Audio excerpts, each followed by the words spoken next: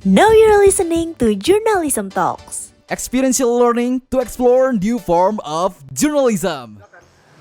Halo Soju, kembali lagi dengan Journalism Talk dari Digital Journalism UMN. Hari ini kita kedatangan Kak Kalista. Halo. Oke, jadi sebelum kita ngobrol lebih jauh, Kak, boleh dong perkenalkan diri, mungkin namanya siapa, terus kemudian angkatan berapa di UMN dan dari jurusan apa? Halo semuanya, aku Kalista. Aku lulusan dari UMN tahun 2017, which is itu angkatan 2013. Dan aku ambil program studinya itu ilmu komunikasi jurnalistik. Oke, Kak Kalista, dari jurnalistik ya berarti. Nah, kalau sekarang-sekarang ini kesibukan Kakak tuh apa sih? Kalau kesibukan sekarang lagi ngurusin kafe aja, sama aku ada kerjaan juga di salah satu perusahaan Malaysia gitu. Tapi remote, ya. Oke.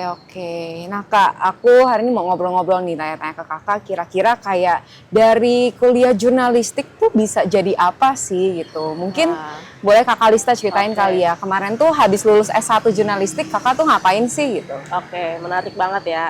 Jadi sebenarnya nggak harus jadi jurnalis sih menurutku ya gitu. Tapi sebetulnya juga bisa kerja di bidang media, tapi bukan sebagai jurnalis gitu. Jadi setelah aku lulus itu sebenarnya nggak langsung kerja dulu nih, tapi ambil S2 dulu nih gitu. Dengan harapan supaya dapat kerjaan atau posisi yang lebih oke lah ya dibandingkan dengan reporter mungkin gitu ya, tanpa kita mendiskreditkan posisi reporter nih. Bagus juga nih kalau misalkan mulai dari bawah. Cuman pada saat itu aku mikirnya kayaknya enakan langsung posisi yang lebih bagus nih kayak gitu ya. Jadi aku setelah dari S1 langsung lanjut di UI, kemudian dapat tawaran lah dari salah satu teman aku di S2 ini untuk join di staf khusus presiden. Oke. Berarti habis S1 lanjut S2 di UI. Betul. Kalau boleh tahu S2-nya ambil apa tuh? Aku ambil HI. I see. Oke. Tadi Kakak ada sempat sebut bekerja jadi staf kepresidenan gitu ya, Kak. Boleh tolong kasih tahu ke kita nggak kayak kira-kira tuh Kakak di sana jadi bagian apa? Oke. Nah, ini profesiku di situ adalah sebagai media relations officer gitu. Jadi kerjaanku banyak sih, kebetulan kan aku bisa desain juga nih. Jadi aku desain konten, kemudian nulis press release, kemudian kontak-kontakan dengan jurnalis-jurnalis gitu. Jadi lebih ke membangun koneksi dengan media-media seperti itu. Oke. Kalau dari situ sendiri Kakak ngerasa nggak sih ada hal atau apa yang Kakak pelajari dari S1 jurnalistiknya itu dipakai atau enggak? Wah, kepake banget pastinya gitu kan. Apalagi kan dulu pernah ada mata kuliah desain ya, Iya, gitu kan. betul. Mata kuliah desain ini aku dulu bener-bener nggak bisa gitu kan, bener-bener dari nol banget sampai pada akhirnya aku tuh nyoba-nyoba sendirilah, nekat lah gitu ya, belajar sendiri, terima orderan padahal belum bisa desain gitu. Nekat aja gitu. Cuman ya dari situ aku jadi belajar gitu, dari situ aku jadi maksain diri aku untuk bisa latihan, akhirnya bisa sampai waktu dapat tawaran di staf khusus itu, mereka itu carinya yang S2 paham politik, karena aku kebetulan waktu itu ambil HI kan, jadi sedikit banyak paham politik dan bisa desain gitu dan bisa menguasai jurnalistik lah. Pas banget kan gitu. Pas banget gitu. Jadinya emang jalannya di situ sih. Jadi benar-benar kepake banget, apalagi ilmu jurnalis itu kan juga bikin kayak artikel-artikel juga kan. Dan salah satu job desk aku adalah bikin press release, which is sangat nyambung banget. Oke, wah berarti ilmu-ilmunya tuh kepake gitu ya Kak. Ditambah belajar sendiri juga tadi ya. Kak, aku mau nanya-nanya juga nih, mungkin kira-kira selama Kakak kerja khususnya mungkin jadi yang staf kepresidenan itu, ada nggak sih pekerjaan yang paling menarik menurut Kakak gitu? Kayak maksudnya job yang Kakak kerjakan pada saat itu membekas banget nih sampai sekarang. Jadi saat itu tuh aku disuruh pegang salah satu program DYM namanya. DYM itu adalah Dengar Yang Muda. Oke. Which is itu adalah sebuah youth movement lah ya, gerakan untuk anak-anak muda gitu. Di mana itu nggak cuman kegiatan online aja, tapi juga offline ada gitu. Memang pada saat itu, pada saat aku join, pas banget pandemi gitu. Jadi ya sayang banget sih, waktu itu sayang banget aku nggak bisa ngerasain terjun langsung di lapangan. Padahal sebelum-sebelumnya, sebelum aku masuk itu ada kegiatan di Bali lah, kesadaran mengenai lingkungan lah, sampah dan lain-lain. Nah kalau pas di aku itu aku pegangnya adalah online webinar gitu ya. Jadi salah satu yang membekas di aku adalah saat itu aku jadi MC, di mana narasumbernya adalah Ali Imron. Salah satu bomber bomber di Indonesia yang ya tahu siapa yang nggak kenal Ali Imron gitu kan. Jadi aku cari-cari kontak dari temanku dari S2 itu. Jadi aku benar-benar dapat koneksi-koneksi luar biasa itu ya dari teman-temanku S2 ini gitu. Nah, aku dapat narasumber Ali Imron ini untuk aku hubungin, mau nggak jadi narasumber di webinar aku gitu. Apa namanya waktu itu temanya kalau nggak salah tentang terorisme gitulah. Gitu. Jadi kalau nggak salah Mas Ali ini dijadikan salah satu duta anti terorisme gitu loh. Setelah ya pokoknya dia tobat lah. Ya. itu seru banget sih. Itu membekas banget ya aku. Wah, gitu. keren sih Kak itu. Narasumbernya juga nggak yang main-main gitu. Oke. Nah Kak, selama Kak kerja itu kira-kira itu berapa lama boleh tahu Kak durasinya? Kurang lebih sekitar 2 tahun ya. 2 tahun, oke. Selama 2 tahun itu kira-kira ada suka dukanya nggak sih Kak gitu? Suka dukanya ada. Kalau sukanya tentu saja ya prestis ya, maksudnya jabatan yang luar biasa banget gitu kan. Maksudnya nggak main-main nih staf khusus presiden nih gitu. Jadi ada kebanggaan tersendiri lah buat aku gitu. Tapi kalau dukanya adalah kalau ada isu-isu sensitif kita yang diserang.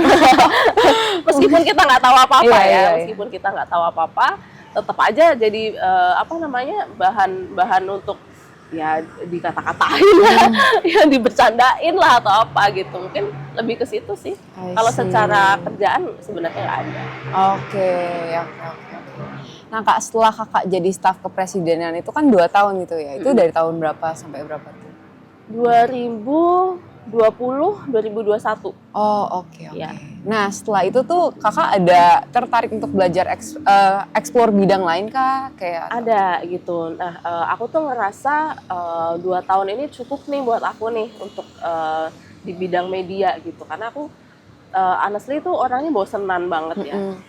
Kayak kalau udah menurut aku menguasai, aku tuh harus explore yang lain gitu kan. Jadi waktu itu aku ditawarin sama teman aku untuk join di salah satu startup, gitu, startup, which is posisinya adalah business development. Gitu.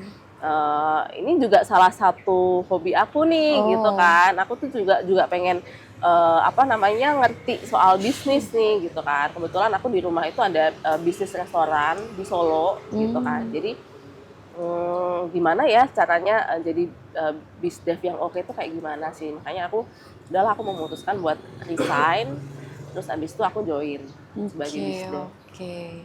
Wah, kalau dilihat-lihat sebenarnya lumayan kayak tanda kutip agak lompat gitu ya Kak, mungkin dari jurnalistik terus kemudian jadi material dan juga business development. Nah, kalau dari selama pengalaman Kakak itu kayak kira-kira Kakak tuh bisa tarik garis benang merahnya nggak sih, kayak maksudnya kayak karena mungkin aku belajar di jurnalistik ini akhirnya tuh ternyata kepake sampai business development itu sendiri gitu.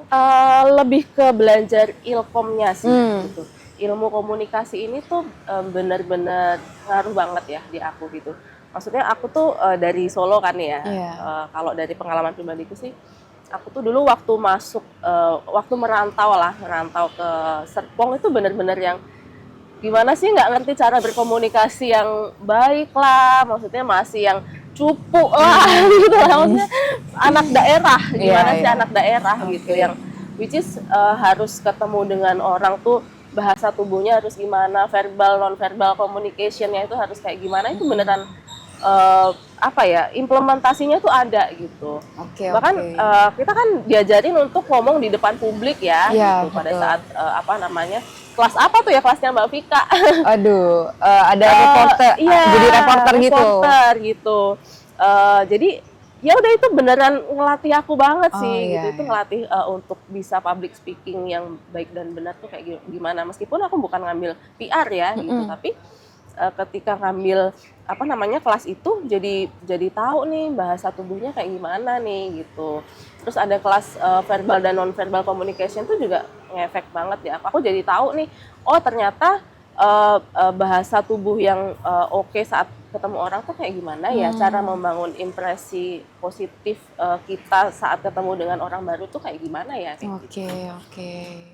Wah Kak, aku jadi kayak penasaran nih. Mungkin sebagai kakak yang alumni sudah menyelesaikan dulu perkuliahan jurnalistik itu, kira-kira ada perasaan menyesal Kak atau justru malah kayak untung gue di jurnalistik gitu? Sama sekali nggak nyesel sih. Ini beneran ilmu yang berguna banget untuk kehidupan sehari-hari aku gitu. Jadi kan ada yang maksudnya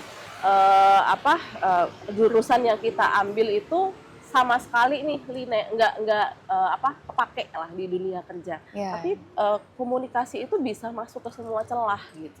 Komunikasi itu bisa ini aja, misalkan aku running cafe kan ketemu orang juga dong. Sehari-hari kan kita ketemu dengan orang ya gitu. Jadi ilmu komunikasi ini beneran bisa bantu kita untuk mencapai apa yang kita mau nih gitu, mencapai apa yang kita impikan nih kayak gitu. Kalian bisa kok mau mencapai apapun tuh bisa, mau jadi ya apalah terserah kalian gitu, asal kalian punya bekal komunikasi yang oke gitu menurutku ya gitu.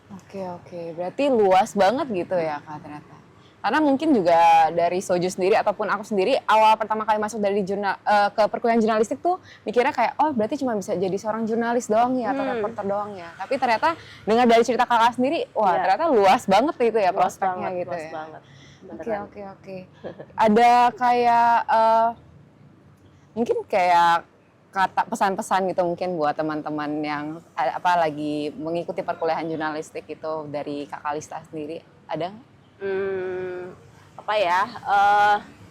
Jangan stuck di kalau misalkan kalian merasa jurnalistik ini nggak prospek gitu ya, mungkin banyak nih yang mikir jurnalistik ini nggak prospek gitu. Aku juga mikir kayak gitu dulu, honestly aku mikir kayak gitu, jurnalistik aku mau jadi apa ya, masa cuma jadi reporter sih kayak gitu.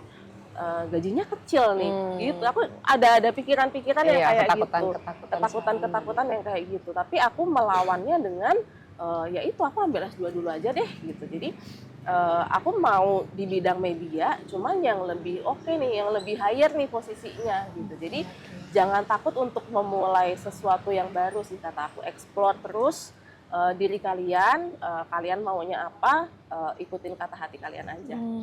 Oke, ya gitu teman-teman. Jadi ternyata jurusan yang kita ambil mungkin khususnya jurnalistik kali ya, karena kita sedang ngobrol tentang jurnalistik itu punya prospek yang luas banget dan itu tuh jadi sebuah bekal gitu untuk masa depan kita dan juga mungkin di pekerjaan tempat-tempat yang lain gitu. Nah teman-teman mungkin segitu aja ngobrol-ngobrol kita hari ini. Sekali lagi terima kasih sudah dengerin Journalism Talk bersama aku Nessa dan juga Kak Kalista. Jangan lupa buat dengerin cerita-cerita lain berikutnya ada di Spotify dan juga di YouTube Digital Journalism UMN. See you! Dah.